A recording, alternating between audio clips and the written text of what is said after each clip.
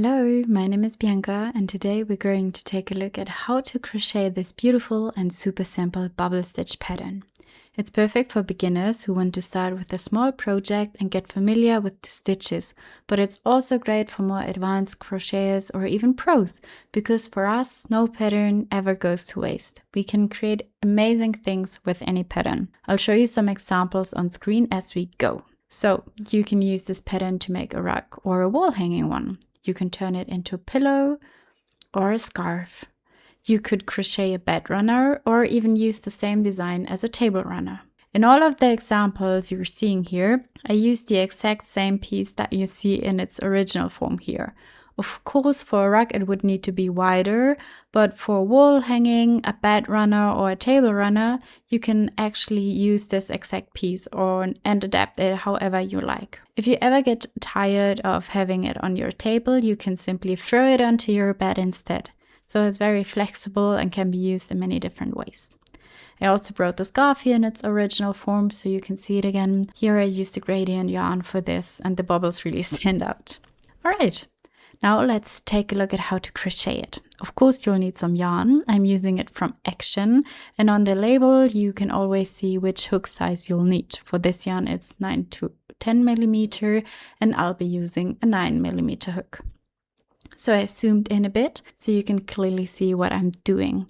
If you don't know or are unfamiliar with the stitches yet, feel free to check out my last video. I'll explain all of them there. I'll still go through everything slowly with you here, but watching that video will give you a good basic understanding. So we start with the loop, and now we're going to crochet an even number of chain stitches. How many you make is completely up to you. Just make sure it's an even number that can be divided by 2. For example, for the scarf, I made 30 chains.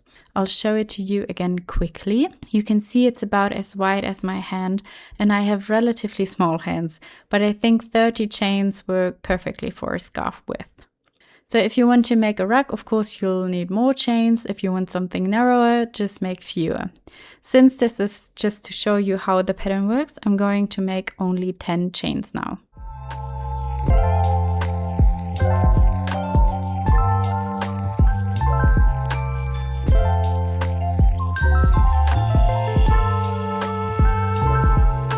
So here we go, our 10 chain stitches. And no matter how many chains you started with, whether it's 10 or 100 or anything else, you'll now simply add 3 more chains to your even number. So you have your even number of chains plus 3 additional chains. So now into the 3rd chain from the hook. The loop on the hook does not count. So we have 1, 2, and 3. We're going to crochet a double crochet. So in the 3rd stitch, a double crochet. That means yarn over, insert your hook, pull the yarn through, then you have 3 loops on your hook, and then you pull through the first 2 loops and then through the remaining 2 loops. And that's your double crochet. Now we skip the next 2 stitches, so 1, 2, and then we insert into the 3rd stitch to make a regular single crochet. And then into that same stitch, we add 2 more double crochets.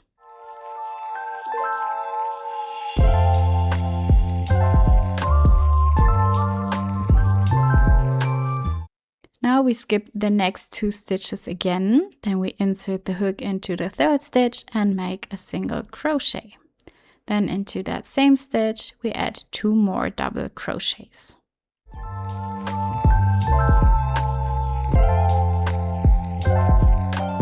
You'll repeat this pattern all the way to the end. In my case, I only have 1 stitch left, so I'll finish it together with you on camera. But if you started with more chains, just continue repeating the same pattern until you reach the end. So again, skip the next 2 stitches, insert into the 3rd, make a single crochet, and then crochet 2 double crochets into that same stitch.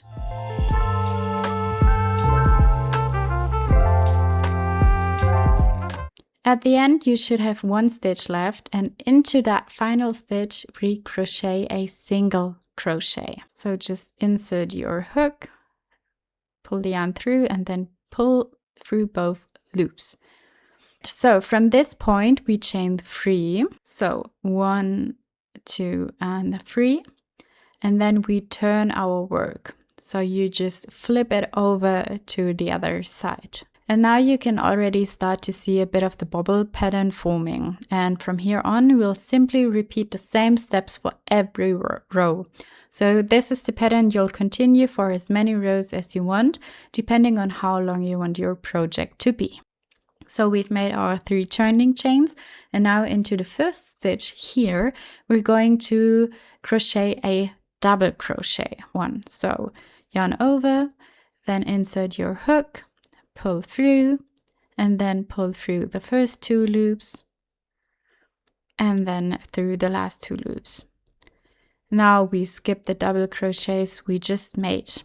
So you can see between those 2 little hills, you'll see a stitch right in the middle. That's where we insert our hook right into the center, and then we crochet a single crochet. And then into that exact same stitch, we add 2 double crochets. So yarn over and 1 double crochet, and then a second double crochet. And that's really all you need to know to finish this row. From here on, you just repeat the same pattern. Skip the next group of stitches, find the space in the middle between the 2 arches, insert your hook, make a single crochet, and then crochet 2 double crochets into that same stitch. So here we have the single crochet, and then 2 more double crochets.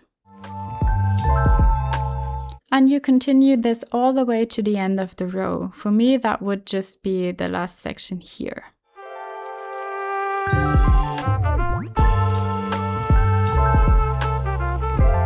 So once you reach the end of your row, you'll see a small arch. If you gently pull it apart, you'll notice a little space where you can insert your hook.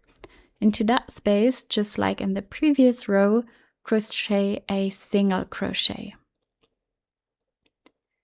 Then from there, chain 3. So 1, 2, and 3. And then turn your work and we'll start the next row. As I mentioned in the previous row, from here on, you'll just keep repeating the same steps. So you start by inserting your hook into the first stitch and make a double crochet. Then you skip the next arch, find the space in the middle between the 2 arches and crochet a single crochet, followed by 2 double crochets into that same spot. Skip the next arch, find the middle, make a single crochet and 2 double crochets. Skip the next arch, find the middle, make a single crochet and 2 double crochets, and so on. When you reach the end, you'll find that same little space again. Into that crochet a single crochet, then chain 3 to turn your work. So you're really just repeating the exact same pattern over and over again.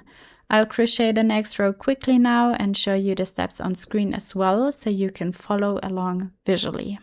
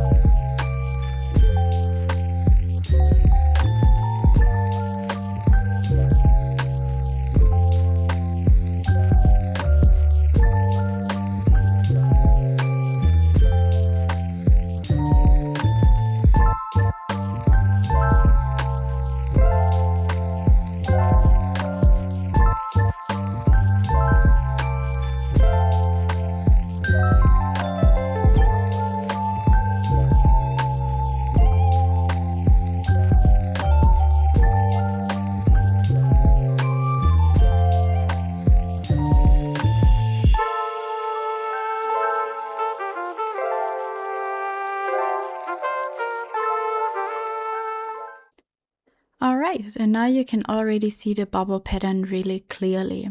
You always need 2 rows to complete 1 full bubble. So as you can see, this one here is a complete bubble and this one would be a half. If you were to crochet another row, that bubble would be completed as well. So I've just finished the 4th row here, so we have a full bubble to look at. That's something you should keep in mind when deciding the length of your project. Make sure you finish with an even number of rows so your bubbles look complete and clean. What I also like to do at the end is crochet one more row of single crochets. As you can see here at the bottom, there's a bit of a gap, so this helps to create a cleaner edge. So once you've reached your desired length, this is where I would have finished my project. You chain 1, a turning chain, and then you turn your work. Then you simply crochet single crochets all the way across the row. That means insert your hook, pull up a loop, and pull through both loops. And as you can see, each of these spots here marks the next stitch. So here, here, here, and so on. And into each of those, you insert your hook and make a single crochet.